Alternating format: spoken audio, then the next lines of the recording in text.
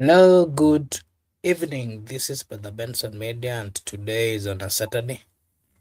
We are blessed to have this opportunity uh, to just have a conversation, of course, a conversation that is geared towards the betterment of our country.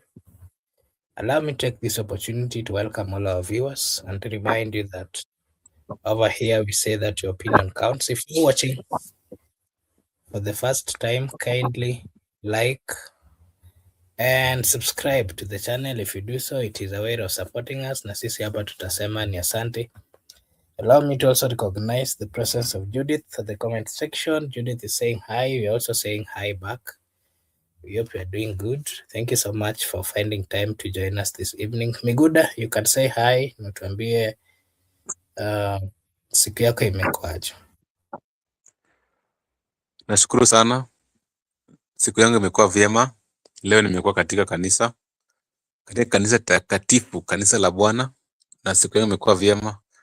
Vile vile mimi pia ningependa kutuma salamu zangu kwake rafiki yetu Judith kwa Ritha kwa kujiunga na sisi katika jioni hii, na vile vile pia ningependa kutuma salamu zangu kwako kwa kutu host.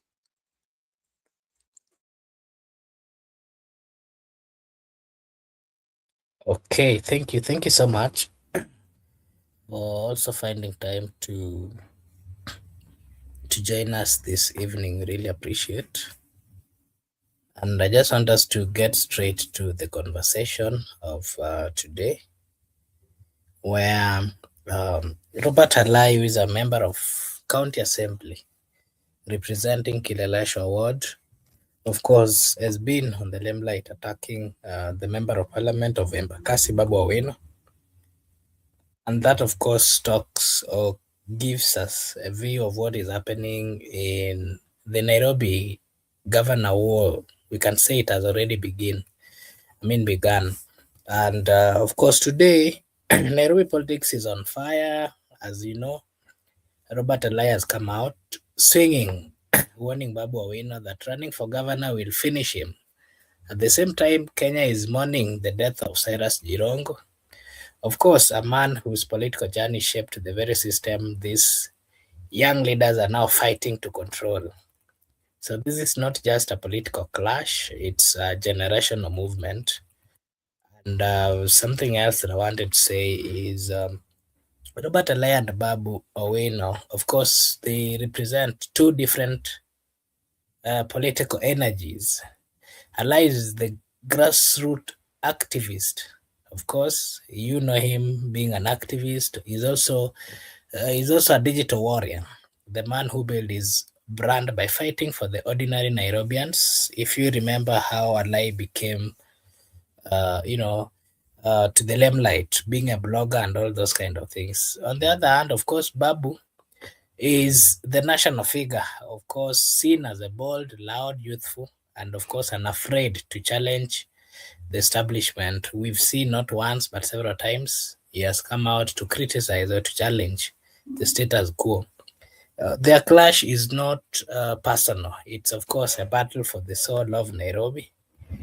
And those are part of the things that, I would like you, Mr. Miguda, to, you just give us your take. First, on the war between Alai, who is an MCA, and Babu Owino. What is your take? He has been attacking Babu Owino of late, not once but several times. What is the beef, or what is it that is happening between these two leaders? Because we're also seeing, just like I've given you clarity, they are representing two different, energies or different political energies. One, of course, is a grassroots activist, digital warrior. But on the other side, the other one is, of course, a loud, bold youth. What is your view between the two leaders? Good.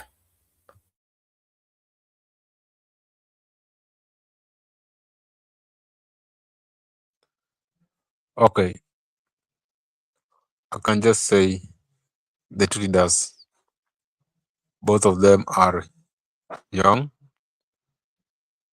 But remember, they have been in constant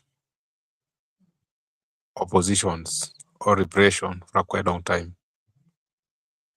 Even the time of Sonu, the time of 2017, by the time Alai was a resident of Nyayo, before he is deemed it fit to go and run for the Kileleshwa County Assembly, member of County Assembly. To me, it is not a big deal because these are peers. Maybe someone might be jealous of another one rising, or because currently the composition of the Nairobi County is set up of people like the Kileleshwa County Assembly representatives and the current governor maybe might be representing the status quo. Because if Babu contested want to bring a new energy to the county, now maybe there can be just opposed to Babu's rising as young people. But that's politics. There's no need to worry. I believe the best candidate will obviously be declared by the IBC. Having said that, there are people who are elected to represent oversight and legislate on the Nairobi County, but they have turned their role to be attacking other people. I don't think that's a role of MCA. The role are quite distinct. And if it is quite distinct, that's how they should work. So far, people have forgotten what they are supposed to do and decided to engage into politics. Politics will be there, people will play it, and it will be there forever. The young people should just unite and chart a new course on how to bring more people in leadership, on how to transform and bring new ideas to the economy, rather than fighting each other. There's no much gain they're getting from fighting each other. Back to you.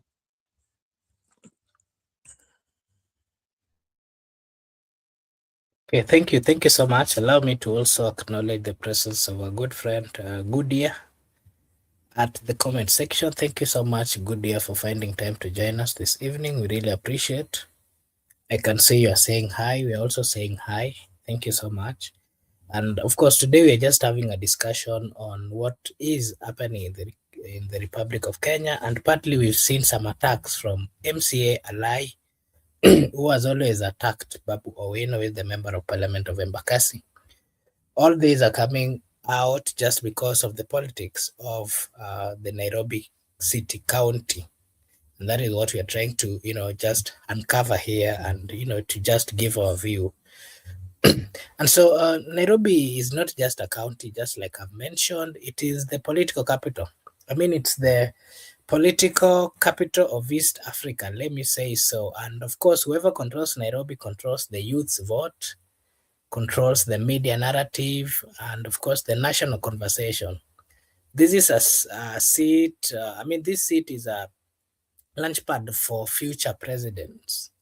That's why the Alai and Babu fight is so intense, and it's not about 2027 alone.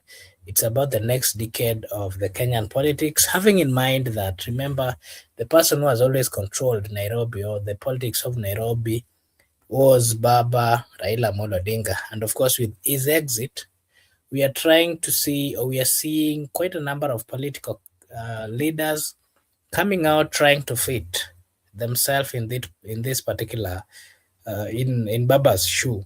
But of course, it is coming with a lot of view. It's coming with a lot of with a lot of fights, and that's why we consistently will still, of course, see quite a number of people coming up with different versions on how they think Nairobi should be governed.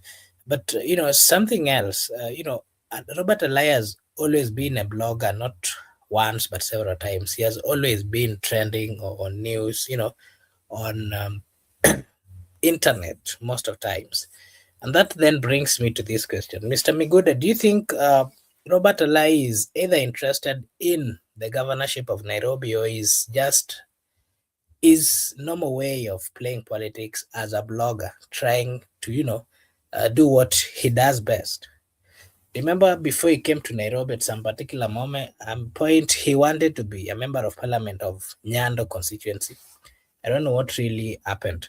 Would you kindly give us, a little bit a story of Robert Alai, Mr. Miguda, and how he came to be on the political limelight?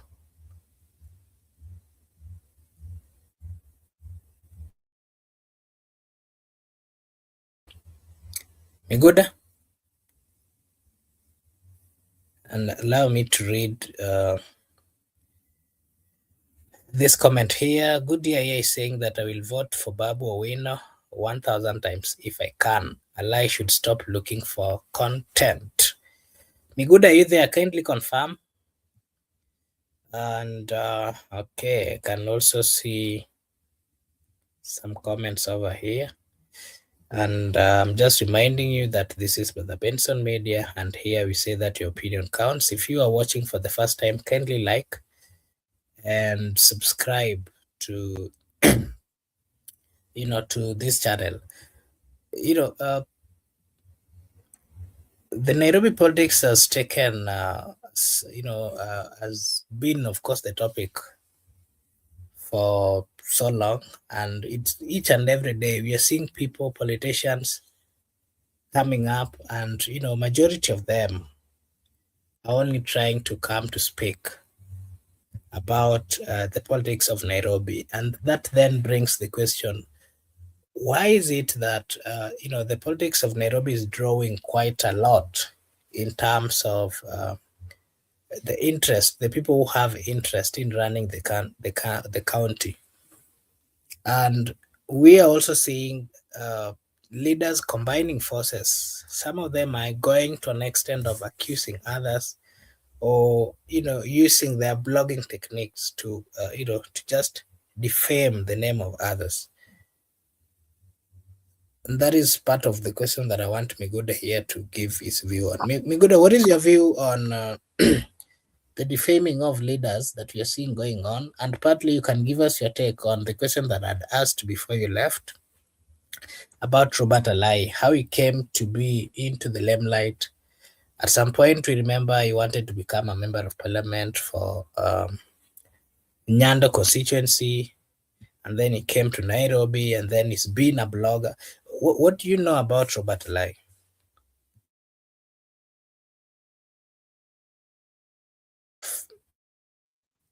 You can also give us your view on whether he's interested in the governorship or member of any other position apart from one that he's currently serving. Okay, I also want to welcome our good friend. Good year to the show. And also feel at home. Babu Owino, Robert Alai, far-fetched. They can't be equal politically anywhere in any constituency. Alai was a blogger when we were in high school. He used to blog, Twitter. We used to read his tweet while we were in high school. Used to tweet a lot about Jubilee government. And once he tried to contest for Nyando, but never reached at the ballot. And also tried to contest at Embakasi East, was never seen. Then later became the Kleleshwa MCA. Some people, let me tell you, some people, they usually attack popular, famous, or leaders for them to be relevant. What we call, if today I happen to be a member of parliament, some people just come from nowhere attacking me on unnecessary issues so that I can respond to them, or I can look for them, or they want my attention. Some people can look at attention with me, or some people can look at attention with Robert Babu. But Alai is nobody in Nairobi politics. And that's why I don't even want to comment about this issue of gubernatorial. Gubernatorial, Alai can't contest for the gubernatorial. Alai is a junior nobody, even in the ranking of ODM. Is a junior nobody.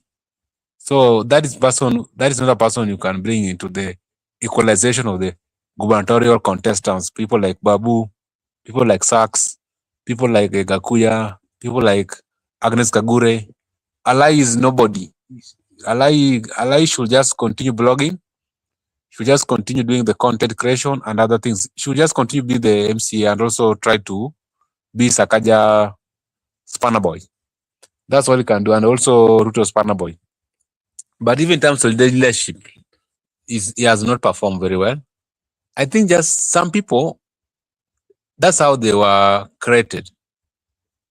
Like I've told you, if I rise today, you find some my fellows just attacking me for no reason, just to give for me to give them attention, or they want to make views with me or comments. They're attacking you negatively.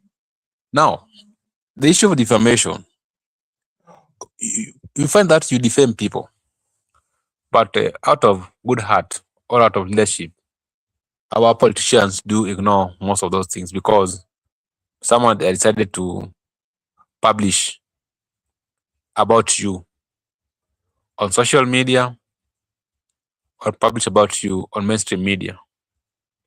Publishing here, I mean by communicating to the third party.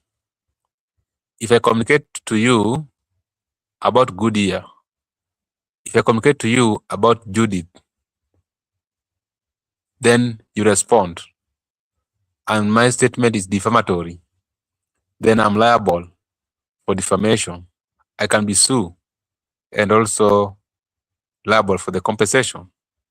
I can compensate either Goodyear or Judith according to who sued me. And defamation also. The statement must be defamatory, and it must also point at the respondent, the one who has been defamed. It must communicate exactly from that person. That's why the issue of defaming people are all over, but people tend not to go to court. I think just because they don't want to give them much attention. Alai is a victim of defamation. He himself has defamed many people. And also this trick they are doing, that they are threatening you that if you don't pay me money, I'll blackmail you politically. And let me tell you, some of these statements on social media, all of them are not authentic. Some are just blackmails. Some are just a matter of people being creative. You create a narrative, you blackmail a leader, or you threaten somebody for her or for him to submit to your cause. You go ahead and blackmail. Because even if you ask them, most of the time, what's the evidence? They don't have the evidence. They just try to walk away. That is not how Nairobians are going to elect the governor. You cannot be a governor through blackmails. You cannot be a governor through blogging. You cannot be a governor through threatening and defaming people. Actually, electors are very clever. They won't vote for someone who's defaming people, because what if tomorrow I'm the Nairobi CEO? You'll still defame me, so I can't give you a chance because I'm also part of the people in this country. I can't give a chance if that is your character of defaming leaders. The culture has always been that most people get away with the defaming people, but that's not the case. In the United States of America, you can't dare such things that you're defaming people, then you go away. Or in the United Kingdom, people understand very well their rights and how the law works. And even you don't find, people are very careful with whatever they are doing. You can only try to critique a public figure, but we do encourage young people to critique objectively, so that in case you are in the same side with the law enforcement officers, you have a defense that, of course, I did it, but objectively, I did it in accordance with the rule of law. That because you can, anytime you can be arrested, anytime you can find yourself in the court of laws. But when you find yourself in the court of laws, what do? You have a very strong defense that, of course, I did it, but in accordance with the law. And even if you are being acquitted by bond or bail, but you have been on the right side of the law. But here, a case whereby you want a bond, you are pleading for a bond or a bail, but on the other side of you have committed a crime. How are we going to sort you out? So the advice to young people, don't follow the likes of Alai and the company. Some of them are on the payroll. That if you attack Babu, I'll clear for you your rent for this year. If you attack Babu, I'll give you half of your campaign money. If you attack Babu, I'll give you 100,000. You know, bloggers like Alai on that caliber, they are being paid 100K. Bloggers like our good sister, my good sister, Maverick Awako, they're being paid 100K. So you understand which category are you? Are you in the category of 100Ks? Are you in the category of 5Ks? Are you in the category of 528 shillings? So I think that's what's happening. There's no need. If you must do politics, do clean politics, do good politics. This politics of blackmails, defamatory, sometimes you might be found alone and you cannot survive. Don't go with the masses, that people. So if you want to discuss the issue of Nairobi gubernatorial, Alai must step aside. Then we separate boys from men. That's when we can go ahead and discuss this issue. There is nowhere in 2027 Alai is closer to even 2% of the total votes cast in the gubernatorial Nairobi County. Maybe in future, but not now. But even you have talked also about the Nairobi future politics. You have also said that the late Enigma was one of the champions in the Nairobi politics. Maybe you said Alai want to fill Odinga's shoes. No, that is not possible. He cannot. He will not.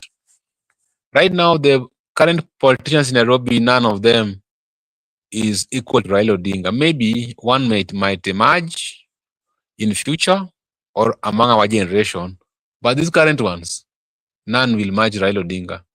Raila Odinga was the best of all them right now. So we just need to get a new generation or a new person emerging from somewhere. People are asking, where's that person? That person is around. You will just see him when the right time comes. Mako Bura, back to you. Before you get to another question, there's a question here for you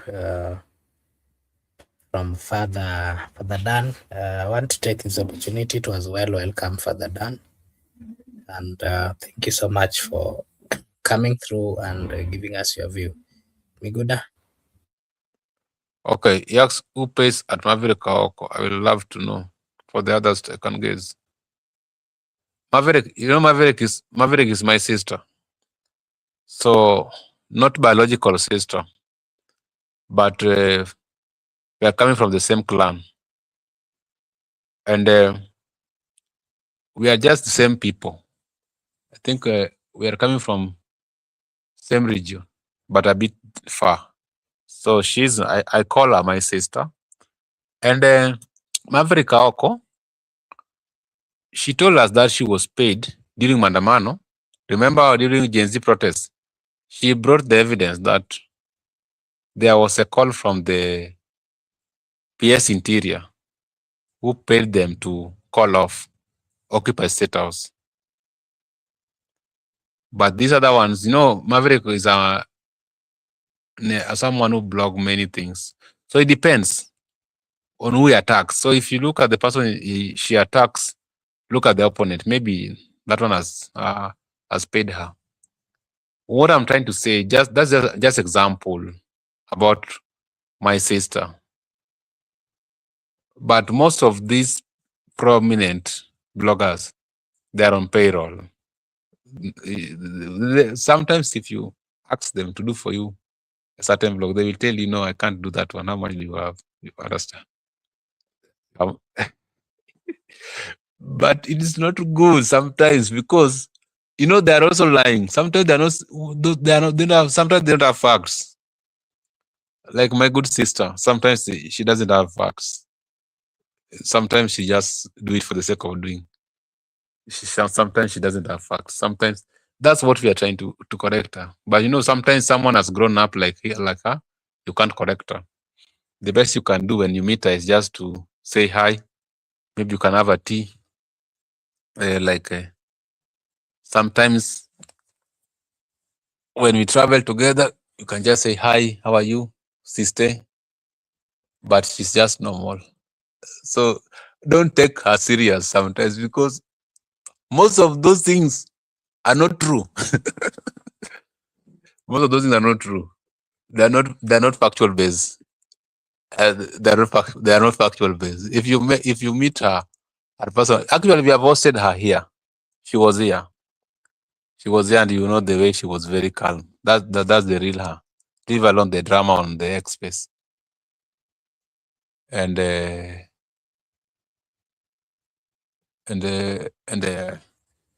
just to tell you that, okay, Makobura, the issue of I was responding.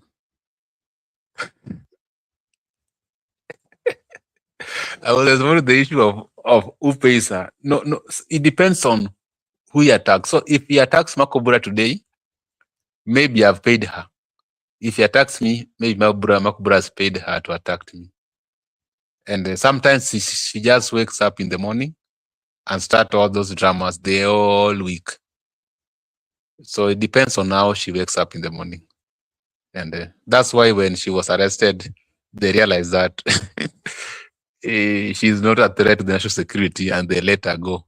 Nowadays, you see, they have not even taking keen interest about her because there's this difference between factual-based issues and just to keep your account flowing and also to keep your account active. So don't take her serious. What I'm trying to say in short that people like Alai, don't take them serious. They're just doing it for maybe followers purposes. And let me tell you, by the way, those people, they're not the people doing those things. Like Alai don't have that time to. It is their secretaries who are actually doing for them those things. Makobura, back to you. Thank you. Thank you so much for your your take. And today, of course, we woke up to a news of the passing of Cyrus Jirongo, who is a former member of parliament, who is a former minister, who served in different, in different in the government of Moi, and was elected, of course, as a member of parliament.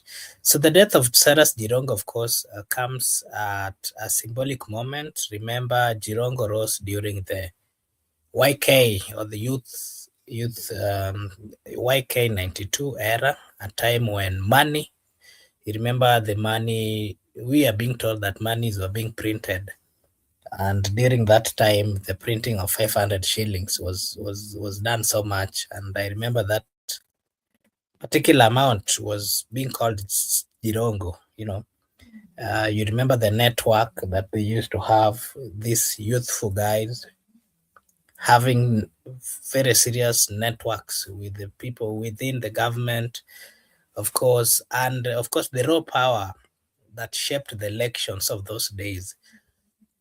And so his passing, of course, marks the fading of that old political order.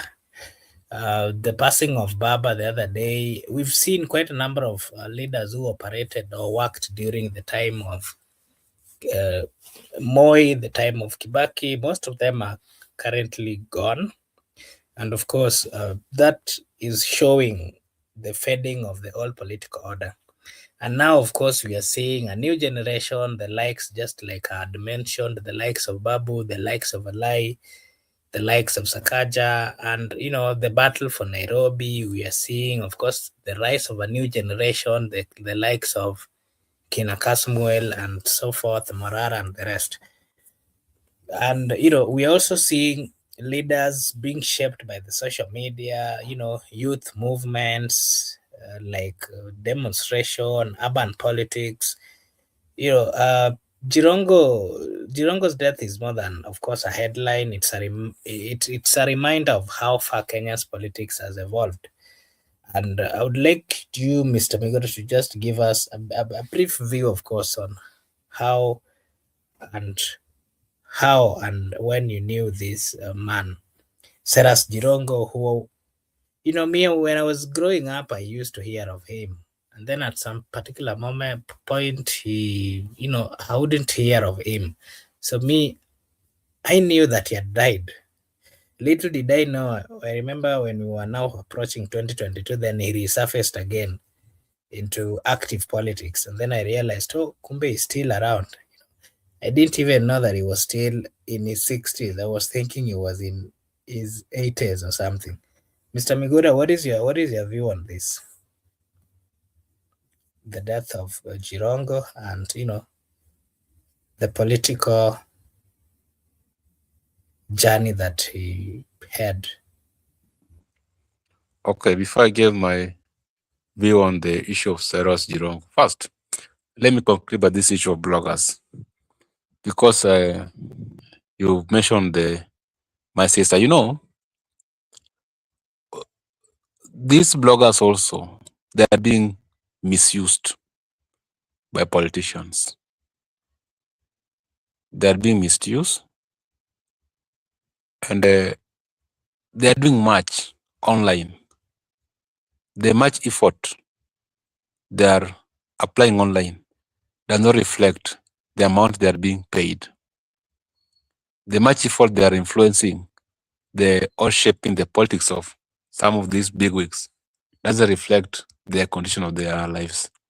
And there's no MP who will give you 5Ks every day. There's no MP. I think they're being given 10K on the meetup day when they meet.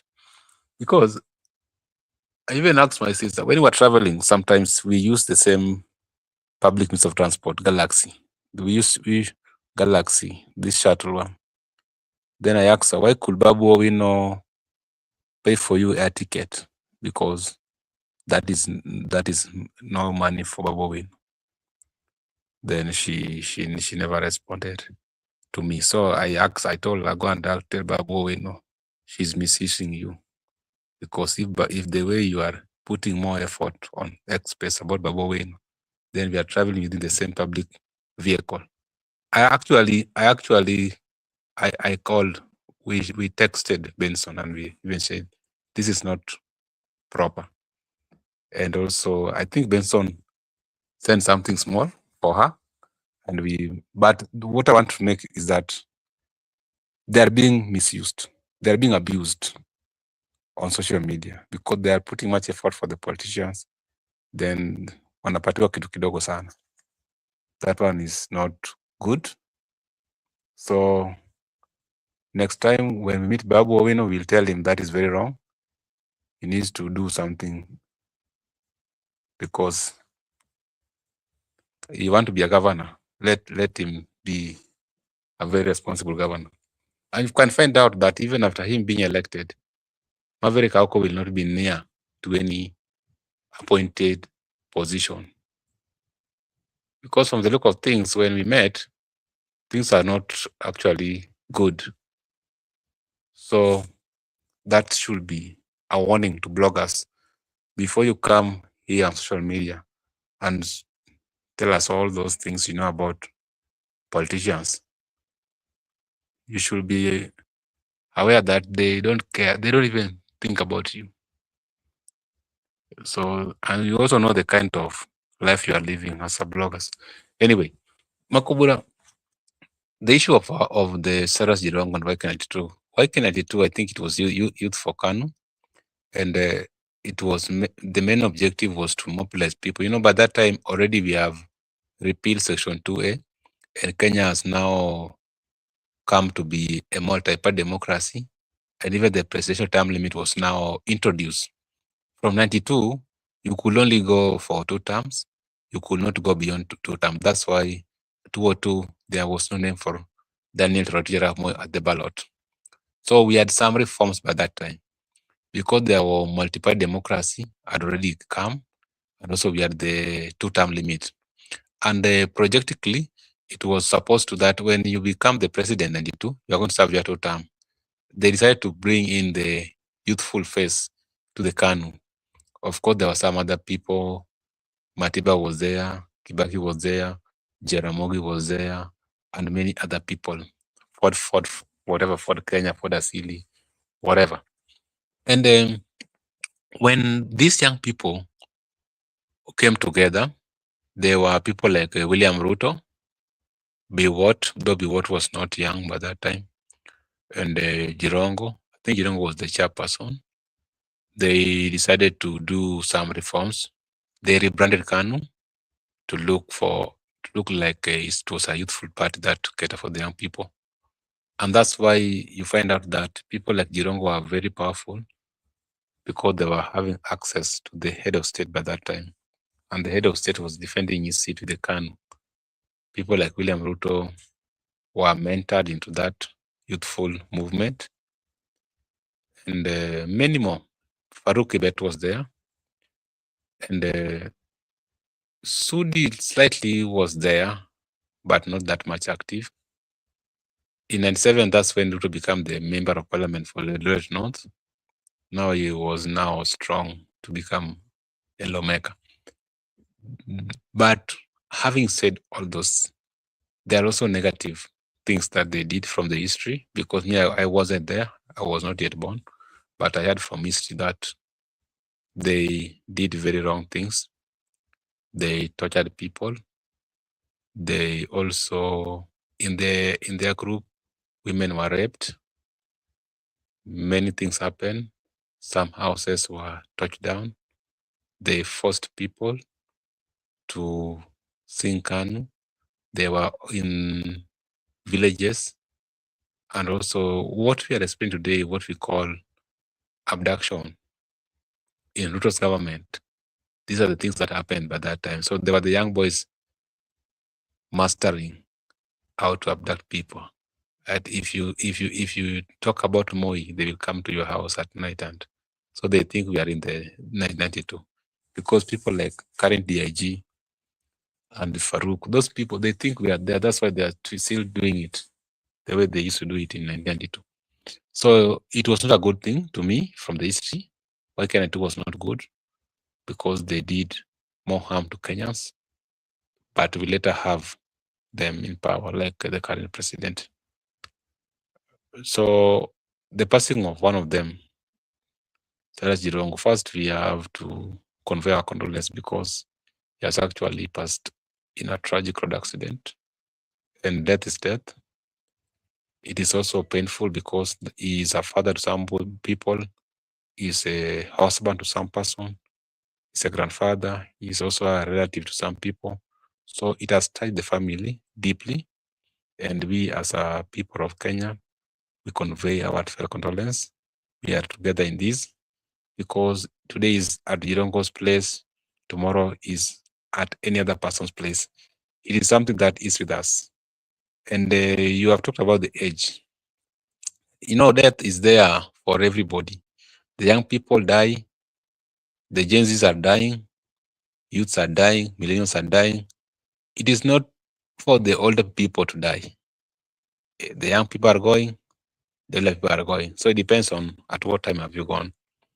We also mourn him as one of the people who also was a leader in this country. We are in deep pain with the rest of the country.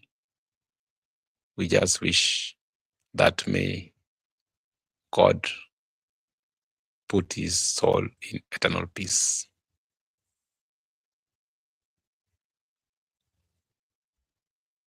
Okay. Let me say this one of Shaima Hussein. Yeah, it can be true. I think our bloggers in the Ojichocha sana kwa politicians. Yeah, it could be true, because You know, when we meet them on the ground, these bloggers, they're not the people you think they are on the X space. And they are not reflecting the so-called brave. In fact, some of them are not even, they are cowards. If you look at and these people, they are not the ones, those accounts, they are not the ones operating them. They are the people behind them. So if you meet them in real person, they are actually opposite of what you think. And also, politicians don't take care of them. They're just living the life we are living. They are not even in that class of politicians, because politicians, most of them, they're in a whereby they do their things systematically. But you find that these other bloggers, they are where we are. Sometimes we are the people who even buy them lunch when we are dropping, when we are taking a break, when we are taking a long distance travel.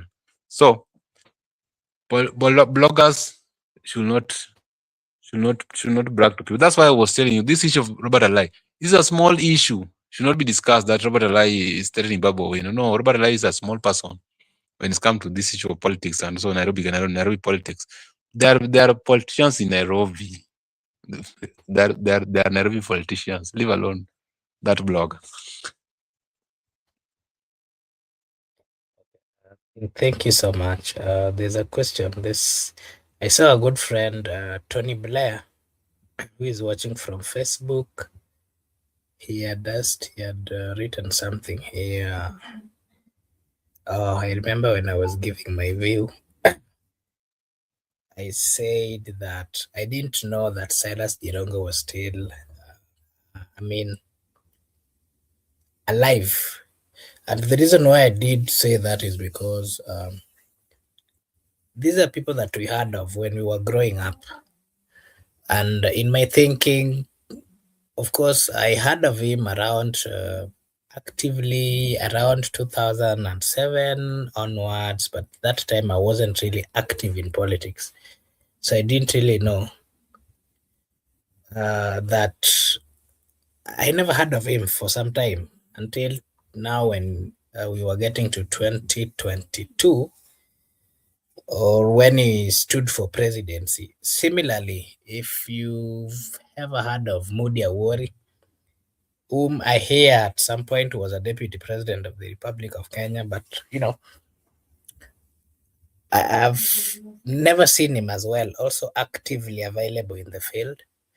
So at some particular moment, if I heard that, there was still a former deputy president who is still existing, of course, I had to do my research. So I don't think I said that on a bad note. It is only that these are people whom we heard of during the government of Moi, and being that they were senior people, senior in terms of politics and the views that they had and the power they had, I didn't expect that they would still be actively participating in current politics.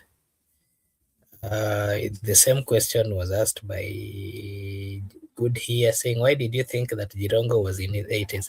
Because I used to hear of he was a minister in somebody was a minister in 1990 something. Of course, I would expect, my thinking would be that is somebody who is currently old. I was surprised to see that he's in his 60s. Anyway, that's a story for another day, not on a bad note. Now allow me to this comment here. Shaima here is saying that I now understand why my hubby once said he doesn't want even to be elected mzee wa nyumba kumi when someone was there from our constituency approached him to run for MP. Okay. And Father Dania is saying that exactament. Ruto can't wait for the book to come out. Okay.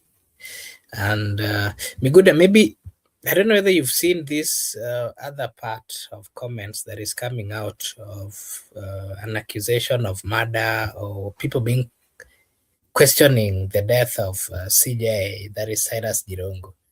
I don't know whether you've come across that, and what can you say about it based on the fact that he died, of course, in a road accident. And the question is, how would a former minister, a former member of parliament, a serious big leader as he is, driving himself at that particular hour? What is your view before we get to the next topic? Allow me to also read this. Goodyear is saying it comes across as though you are not worried about politics. Still, Ruto gave you a rude. I started actively getting to know politics or getting to know politicians. I think uh, in two from 2008 onwards. That is from the 10th parliament, because I remember my dad was a serious, active viewer of politics. So most of time he would subject us to watch news or to listen to radios. So partly I would understand and get to know how politics was operating, but actively I started getting to know or getting interest in politics when the 10th parliament was in operation. And that is when the likes of Orengo, the likes of, the good leaders that changed or made the parliament look like a parliament or brought the dignity amongst the members of parliament. That is the time that I started following politics. So before that, I wasn't really in politics. That is my view. Good year. Miguda, you can continue. Okay, thanks. In our culture, we said, or people, people have died. Many people have died in our community.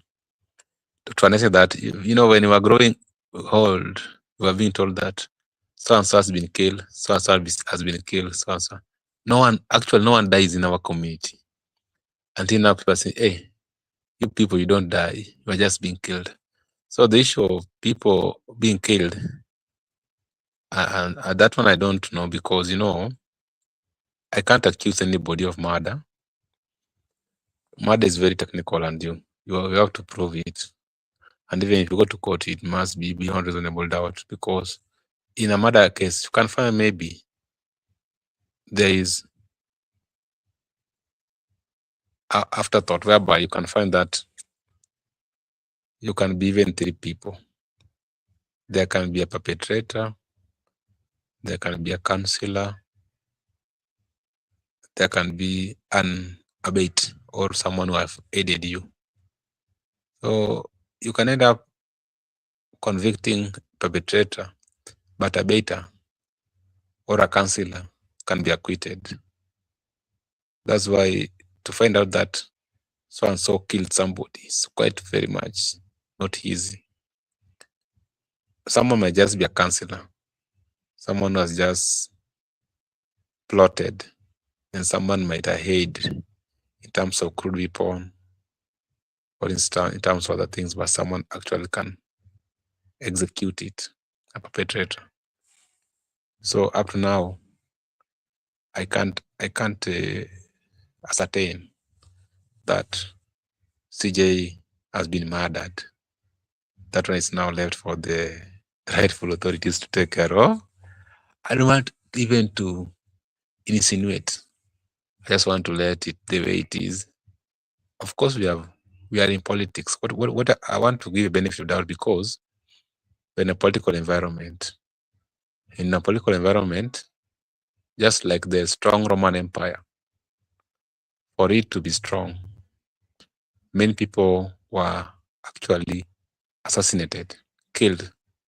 Even wives could kill their husbands so that they can remain with their throne, with other people. Even a seer could advise the queen to poison the king so that they can share the throne with the seer. Then later seer could kill the queen so that the princess can come in and share the throne with the seer. Then the second seer also could kill the first seer. So the Roman Empire had a lot of bloodshed. Many kings died. Many queens died. Many counselors died. Many people died because of the throne. The empires died. Emperors died. So I don't want to rule it out. I just don't want to ascertain with facts and evidence. Just want to give it a benefit of the doubt that because once you are a politician, like if you have vowed to be in politics, you must be aware that death is inevitable. You must be aware that you can die anytime, any moment, because you have a lot of enemies and people are after you. So security, your personal security is your own initiative. Then you can also be detained. What happened in those 80s? You can be exiled. You can be sent to exile. You can seek an asylum in another country. Anything can happen. But what do? You must step forward and fight for the. Right now, we don't say you fight for the rights and freedom. Right now, we fight for the economic. We can't enjoy basic rights and freedoms, but we are not enjoying economic rights. We need to enjoy economic rights. We need to enjoy good health. We need to enjoy basic education. We need to enjoy many economical activities or rights. We are sick and tired of these basic rights, fundamental freedoms. It's right now that we enjoy it all, including economic rights, pesa mfukononi. So, I don't want to bring, I know people have said 1, 2, 3 about him being murdered or whatever, but that is not my point. I want to be unequivocal that I'll just treat it as a tragic accident, and I'll also treat it as just like a death is inevitable, and unless there is a supportive or there is a credible evidence to prove that person XYZ actually has committed that crime. So Makubura, anytime there's a issue of murder, you must treat with a lot of care because you can be called upon to testify in the court of law as a witness. As for me, I am green about the death of Cyrus Jirongo. What I can just say, we have received it from the news, but because it is a politician and there are some historical events that happened before, the relationship between him and the YK92, the parties of YK92, the current regime, most of them were YK92, the current officers were YK92, their past relationship, their bad deeds they did, the wrong things they did, the records, maybe they can decide to erase everything. By erasing everything, such things can happen. But just like I've told you that in politics, things like assassination, murder, exile, detention, those are routine in politics.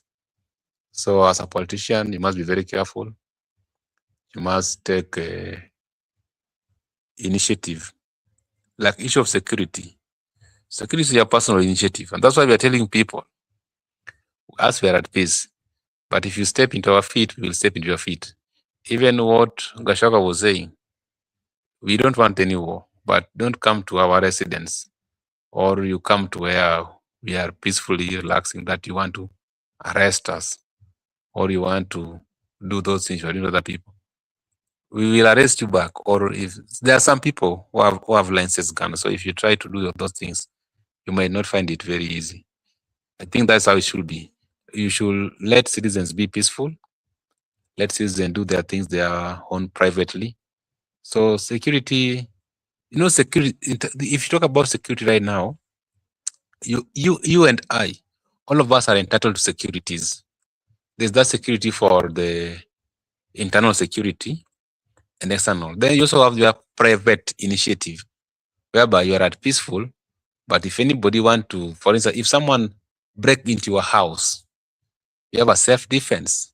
You can use whatever weapon you have into your house to ensure that you deal with that criminal.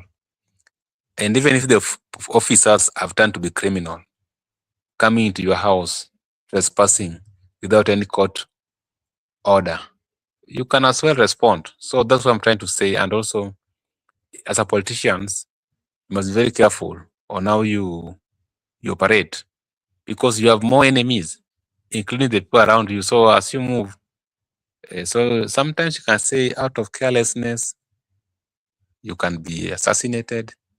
Out of not being watchful, you can be assassinated. But if you are vowed to be a politicians, you must be watchful all the time. You must not sleep. And that's how it works, because there are also people who want to get away with old crimes they committed. Because as they are seeing you alive, they are very scared that you might leak some information to the public. So understand, when you die, people tend to attach your death with what you liked most. People tend to attach your death with your history. And also, in the criminal case, if someone died, the first thing you have to look at, who is the beneficiary? Who is the beneficiary of this death? Who benefits from the death of XYZ? So that beneficiary is the first aspect. So if it could be, maybe I say if it could be assassination, we could just inquire that who benefit from this death of the deceased. Then that should be our first aspect. We interrogate the first aspect, we carry out investigations, then now we brought him to testify and take plea. So Makubura, up to now, I'm very much honest. I'm just conveying my heartfelt condolences to the family. The rest are left for other people to do. Okay, thank you so much. And I'll just partly continue with what we started, and about the topic of Alai and Babu. And this is a generational politics, and I can say that this Nairobi governor fight is, of course, it's really a generational war. The old guards is fading. The middle generation is struggling for relevance. As you can see, quite a number of them are still clinging on, but the youths are also stepping into the arena. We are seeing young people actively getting involved into the political environment. And that is why the likes of Babu, the likes of Alai, the likes of Marco Ure, amongst the likes of Murara and others, they are not just candidates. They are symbols of a new political era. And, their strategies is partly different with what we used to see. Their language, the language that they use is, of course, different with the middle age and the old guards. The support base or the supporters are also behaving differently. And all these things, of course, reflect the shift happening in Kenya. And I'd also give you a chance to give your take on that. Something else that I'm also seeing is that, let's be honest, ODM is entering a new phase. With Raila's influence, of course, shifting and the younger leaders demanding space. And we are seeing how tough the young leaders look at Winnie, look at Babu, look at Sifuna. The party is facing internal pressure. the likes of Babu, Alai, Sifuna, Winnie, the clashes are, of course, exposing deeper questions. And if I ask, or if we talk about specifically about Nairobi, the question we'd ask is, who speaks for Nairobi youths currently? Raila Molo used to fit in all the shoes. He would speak on all the generational, uh,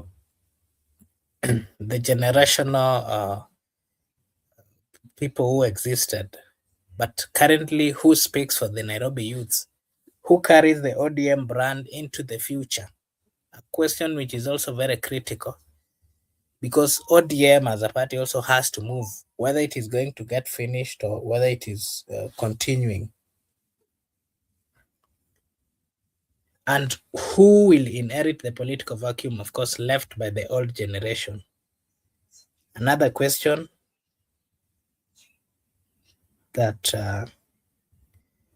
is also coming out, and Miguda would want you to just give your take.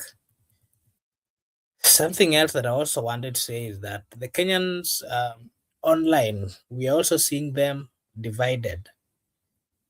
Some of them are saying Babu has the charisma and the national presence to run Nairobi. Others argue other leaders, the likes of Alai, the likes of Sakaja, they're saying that they understand the ground better and has the fighting and has been fighting for the Nairobians long before politics became fashionable. And you remember Alai was the other day saying that he was supposed to be a member of parliament of Embakasi and he left for Babu. And so he was arguing that he has been fighting for the Nairobians long before the political, Babu became interested in politics. And in the middle of this debate, what is the expectations of the people? That is also something that we have to be very very careful about. So when you look at this moment carefully, you see, of course, a bigger story. Nairobi is becoming the battleground for Kenya's future.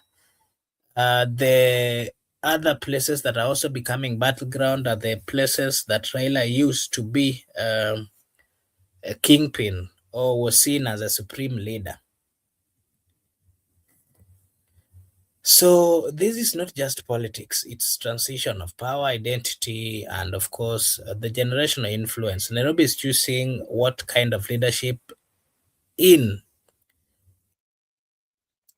wants for the next era, and we are seeing quite a number of leaders coming out to give their views or to give their take on how they think it is supposed to be taken. So the question I would ask you, Miguda, is who is better positioned to lead Nairobi into the future? The likes of Robert Alai, the likes of Sakaja, the likes of Babu, and all these people who have shown interest. Who is best positioned to lead Nairobi? That would be my last remarks, Miguda. You can give us your general take on that and then your last remark. Okay, bro. Thank you so much. I don't know why you like her. You like Robert Alai so much. You keep on asking about Robert Alai. Robert Alai is not near any. The reason why I'm talking about it is part of the topic that we're having tonight, and Okay. I was coming up with this particular conversation based on the many times I did go through instances that he has always attacked or shown in political interest within the party, and how the differences that he has with Babu Win has been shown. I don't know if you've been online, then at one point you've always interacted with either supporters of Babu arguing or fighting with them on his own platform, or him, if he gets a chance, whether on radio platform or whichever, he gives reasons why Babu is not and should not be given the opportunity. That is why it was specifically, as the topic goes, Alai versus Babu. Okay, then that one you have clarified. But on a lighter note, Alai is not near Babu. You know, some people do pick wars. They can't fight. Alai is not near Babu.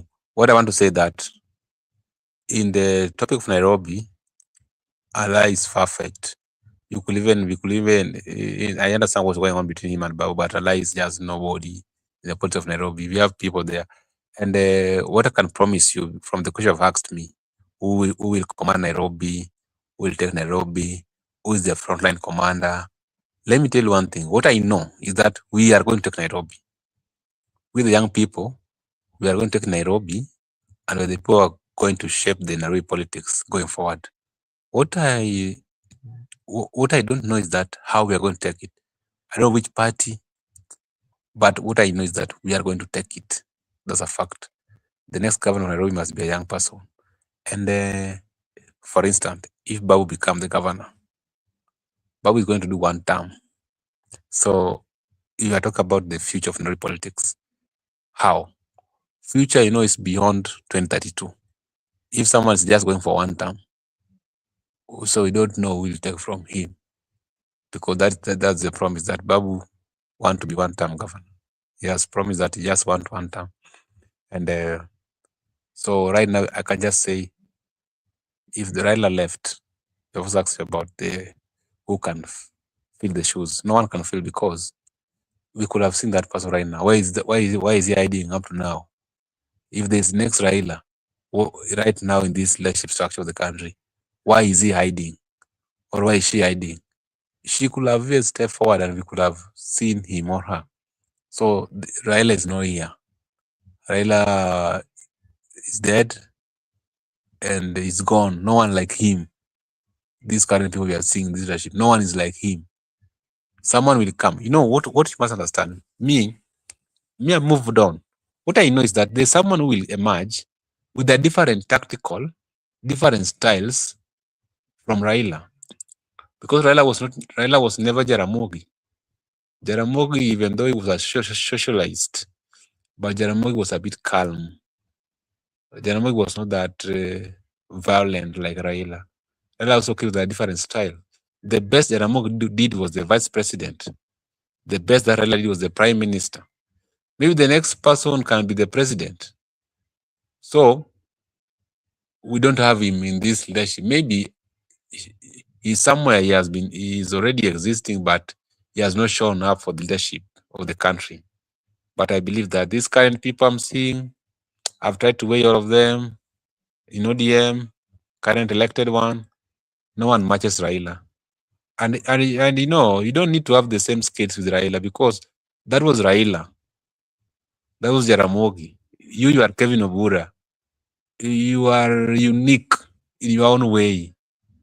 You were born freely, unique. You have your own ability.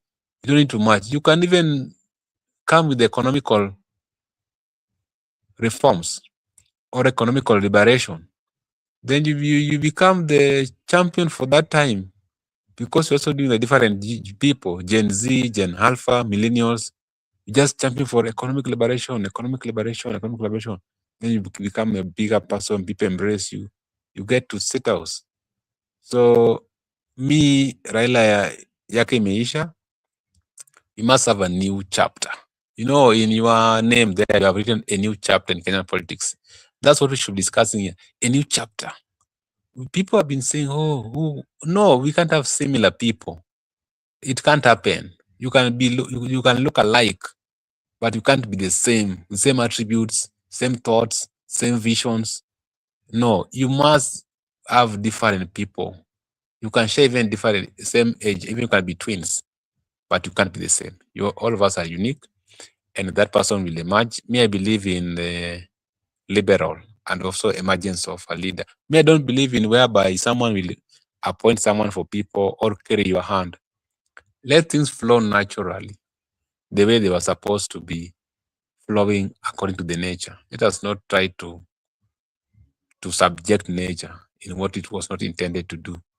If you subject nature or if you fight nature, nature will fight you back. So just allow things to flow freely and someone will just emerge. But currently, in the Nairobi gubernatorial, Alai is out. Alai can't even become have even a 2% of the votes cast in Nairobi.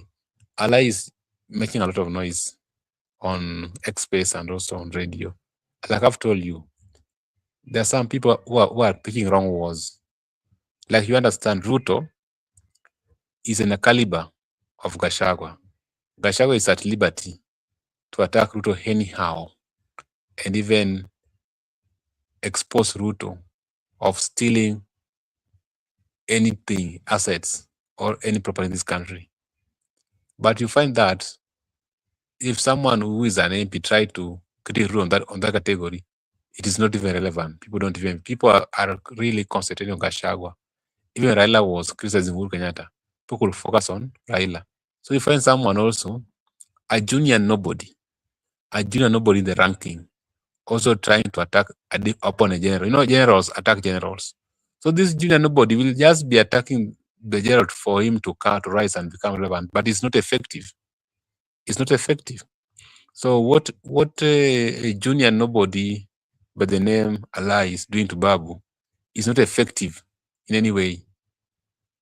And if Babu is a well-programmed politician, Babu should never, ever in his life respond to Alai. Babu should be focusing on how to negotiate with the DCP Gakoya, on how to negotiate with the Agnes Kagure Jubilee, on how to negotiate to come to consensus so that they can fight the status quo. That could be the headache, but not responding to a junior nobody. In the ranking system, a general does not respond to junior nobody from the opponent. A general needs a general. So the people who will shape the politics of Nairobi right now are we, the young people. This current one will do that, their stuff, they will go home.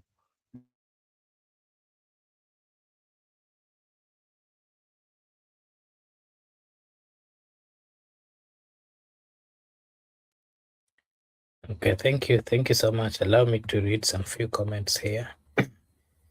Dan is saying, thanks for the eagle eye. I witnessed this. Goodyear is saying, thanks for the eagle eye. I witnessed the same silence of acknowledgement of renaming stadium. Honorable Raila's death was also...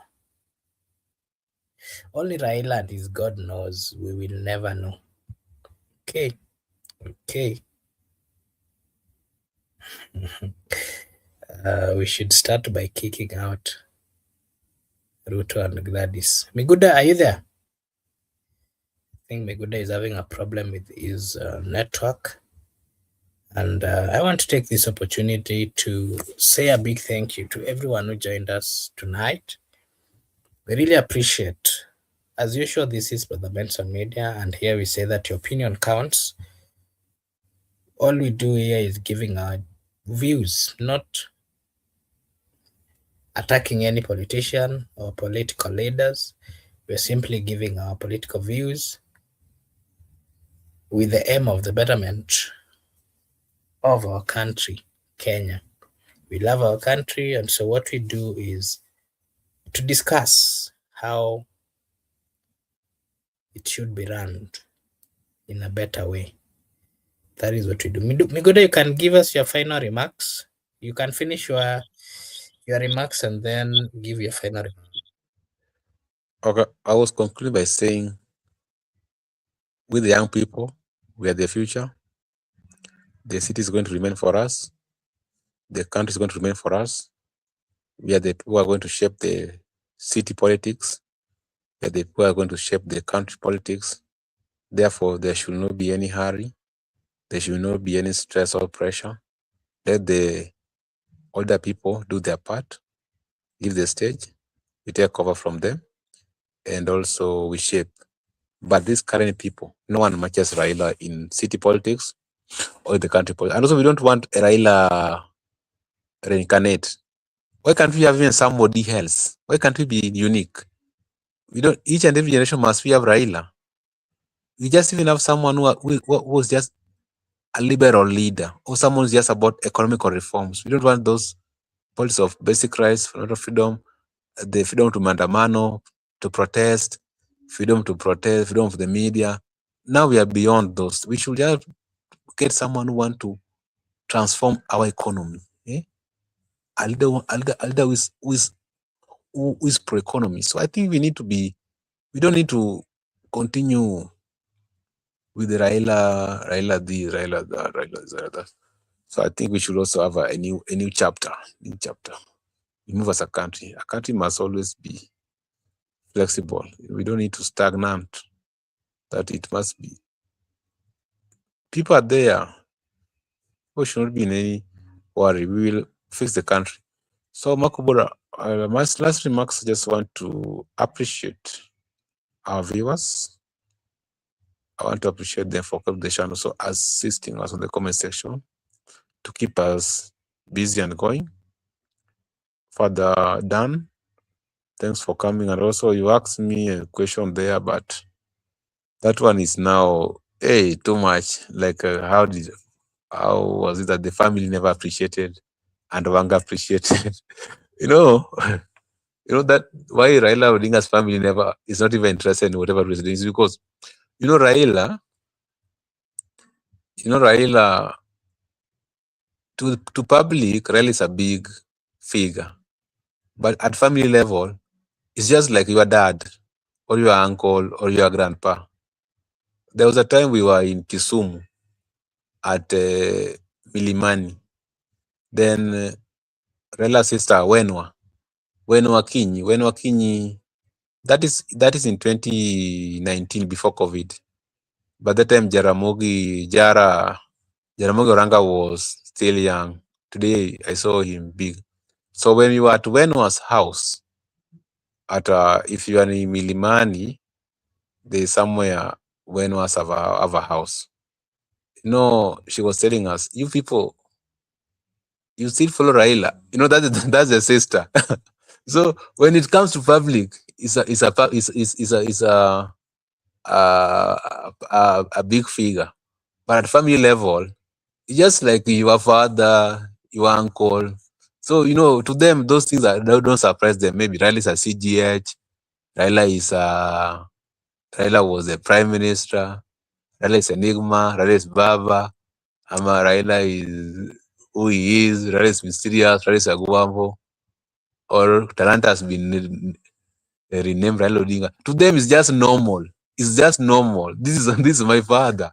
So this is my father. This is my uncle. This is my Babu.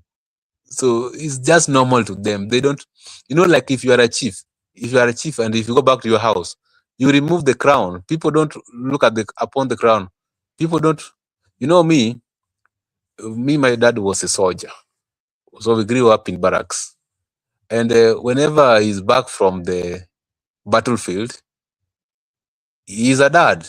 And we used to escort him with all goodies. But people back at village, people feared him. So it's just like Raila, that's what the family had. No, it's not much. It's not something that much big for the family. But to the public, it's very much the appreciation. So that's how these things work. Makobura, I just want to appreciate Dan, their father, a good year for coming to the show, Judith Karita, and there were 4 people. Shaima Hussein, I was able to see from my end. We meet tomorrow morning, God willing, Kenyan time or East African time. Bye-bye for now.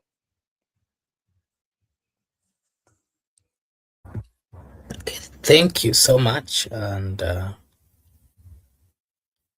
allow me to read. Good day is saying we are losing a lot of Kenyan mouthpiece just because of the truth. It's not democratic. You can agree to disagree, but not eliminating people. Okay. God willing. I can say a good friend, Eric Ayaga.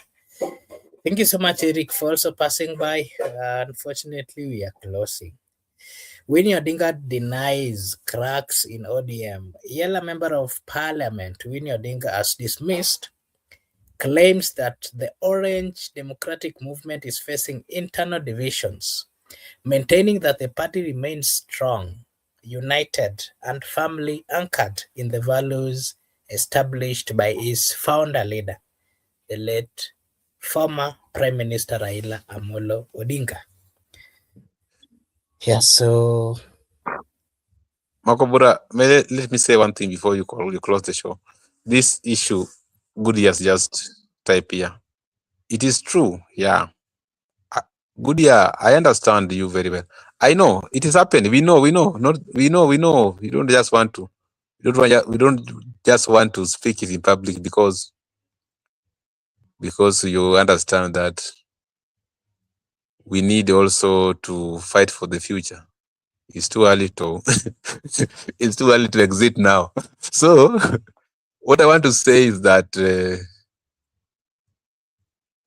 a problem. We know Kenyans know there's a problem.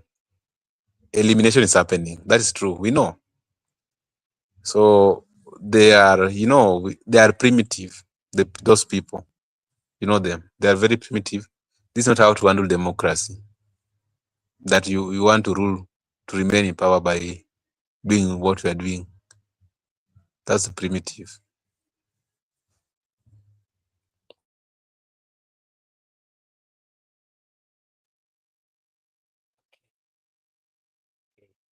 Thank you. Thank you so much.